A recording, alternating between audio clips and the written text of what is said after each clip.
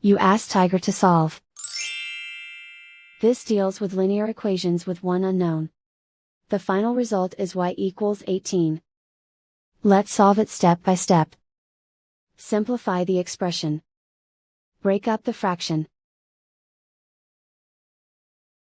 Find the greatest common factor of the numerator and denominator. Factor out and cancel the greatest common factor. Group all constants on the right side of the equation. Add 5 to both sides. Simplify the arithmetic.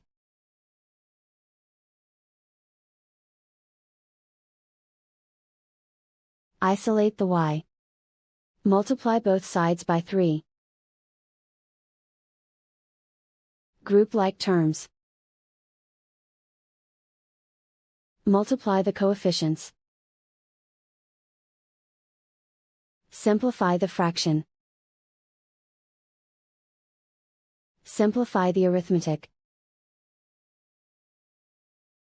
And so the final result is y equals 18.